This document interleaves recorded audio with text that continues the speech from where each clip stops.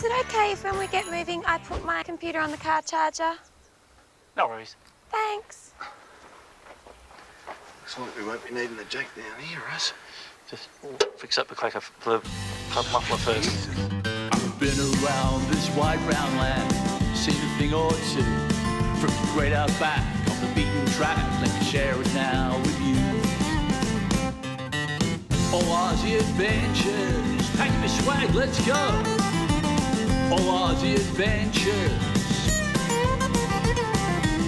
All Aussie adventures, time to hit the road.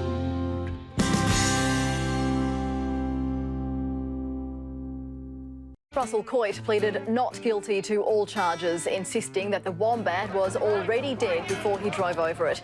The magistrate adjourned the case until November. Sure, the last few years have seen their ups and downs, but through it all I've been lucky enough to keep working, finding different ways of sharing my love of the bush with the public. We've got a 12-week-old puppy called Max. And isn't he just adorable? Yeah, Max is actually a Kelpie, which is a descendant from the dingo. Oh, really? Which makes him a very good work dog, you know, around the farm, around the station. Right. He's actually a red Kelpie, and you can tell it is red by those little marks just underneath the Oh, paws. would you look at that? Oh. Sorry, that was the dog. I got you. We're just... But enough about dogs. This is a very special spot for me. It was just over there near on 20 years ago that I recorded my first television special. Seems like it was yesterday. Okay, just come down over here. I'll finish up up here. So stand there, give you some... Okay. Ready? 1, 2, 3, pull! Ow. That young girl, Josie, went on to become Mrs. Russell Coit. Sadly, she's no longer with us. She moved to Sydney with an architect, Graham Ellis, I think his name was. Yeah. One of those triathletes. He's got a running machine in his lounge room. I mean, if you want to go for a run, go out the front door. Absolutely ridiculous. She still loves me, you know. I mean, she sent me a birthday card a couple of years ago. Got it here. Have a look at this. Russell, birthday wishes, Josie. And that's a kiss just there. Oh, yeah. She's going to want to come back to me one day. She's going to come to her senses, and I'm not going to be there for her. I will have moved on. Absolutely incredible. Of course, Josie, if you are listening, I'm more than happy to speak to you. Still enough living in the past. I'm sure Josie's happy with her new man and I've moved on. What are you doing? It looks like that thing, what's it called, where you fix your tummy muscles, you know? Hachi? Pilates. Yes. Whatever they're doing up there, we're trying to work it out. Looks like he's Pilates is on the peeling machine. for a wicket. What is he doing? Back up. Ben, you should really put a shirt on. It gets pretty hot. Oh, it's good. I'm fine. It should be slip-slopping and slapping, okay? Sure. Yeah. Ben's got a good body, and he does a few yoga moves. But there's no need to go around advertising the fact. You know, in the right light, we can all look good.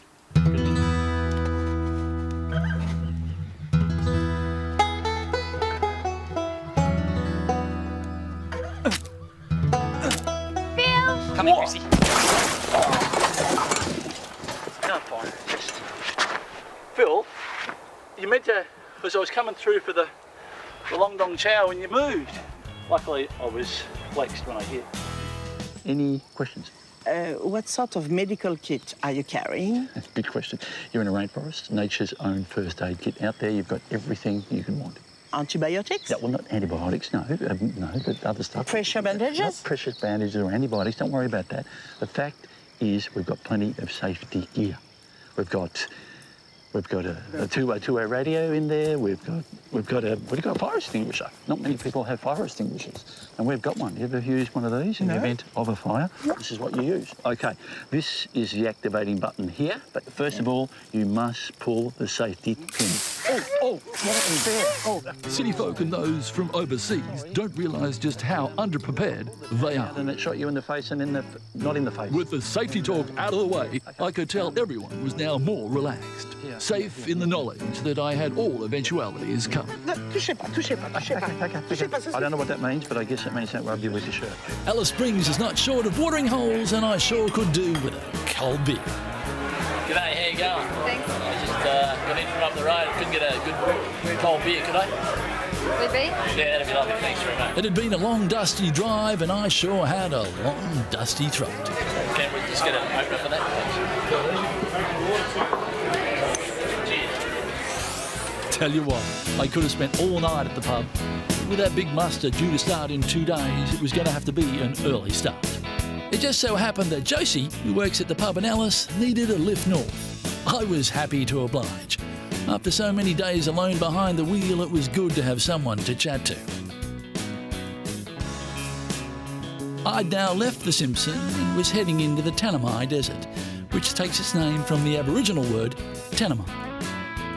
And looking out across the vast plains, it's not hard to see why. It really is special country up this way, and I couldn't resist the opportunity of showing Josie a few of the sights. There's plenty of gorges to be found which make great swimming holes, especially if there's water. These places attract plenty of bird life, and I'm talking the feathered variety. The amazing thing about this billabong is when it dries up, the fish's eggs that live This billabong actually never dries up. in a very dry season, it may well and does actually dry up. And the fish's eggs that live in here go dormant into the rock and into the mud, and then when the water comes back, so do the fish. So you'll always find fish in a billabong, just like this one. It certainly is a beautiful part of the world, and I enjoyed explaining to Josie some of the many fascinating facts pertaining to this fascinating area. It's very, very rare. Don't sort of, if you want to say something, just wait till No, the I camera. understand, and I'm really sorry. Yeah, but no, okay, I just wait till the camera. But it doesn't dry up. Of course, you just can't go poking around the scrub without a decent map or some idea of where you are. Lucky thing for Josie, I've had years of experience in the outback and know a trick or two for keeping out of trouble. Okay, here's a bit of a tip. If you're ever in the outback and you want to find out where north is, you take your watch, you aim the 12 at the sun, and halfway between the 12 and the hour hand is due north. It was great sharing a bit of outback fun with Josie, but all too soon she had to go. Somewhere. Fact is, I've seen more accidents out here than most people have had hot dinners on the fingers of one hand. And if you don't believe me, take a look at this. Russell Coit. Hey, Master. Russell Coit. Alex. Looks like you're going nowhere fast. She's in pretty deep. Why don't I see if I can help you out? Bombed. These girls weren't just in deep sand, they were in deep trouble. Miles from anywhere, no recovery gear, and with night fast approaching, this was the perfect storm. Only it's not perfect, and there's no sign of rain. I had to act fast. A survival situation such as this calls for decisive action, and it doesn't get much more decisive than a snatch strap and a healthy dose of diesel power. We'll have you out in a sec, girls. If I had $1 for every time I've had to pull someone out of the bog, these girls have no idea. They come into the outback without a four-wheel drive or a decent winch, then they think they can just dial up roadside assist. This is the outback. It doesn't work like that. You either come with the right gear or you don't come into the outback without the right gear. I've got the right gear. Looks like it's showtime. Stand clear, girls.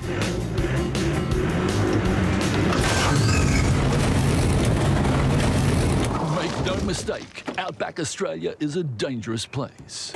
Out here, survival skills are not just essential, they're a must. These ladies were tourists from down south, travelling through to the Cape. Naturally enough, we got chatting. Turned out they were looking for a lift north. And what better way to end this Aussie odyssey You can come with me. than by helping out a couple of likely lasses. These girls were keen. That very same afternoon, we headed off. No, that's fine. You got boyfriends back in the big city, have you? And in no time, we were getting on like a house on fire. Well, how far do you go? I mean, up the After so many days alone on the road, it was good to have some company, and the girls were quick to test my local knowledge. Hey, do you know any good places around here to go for swimming? A swim? Yeah. That'd be fantastic. What, all three of us together? Remote beaches are my specialty, and in no time I found a turn-off and headed down a four-wheel drive track to a secluded little spot where no one would bother us. Okay, last one in, right there. Time for some action.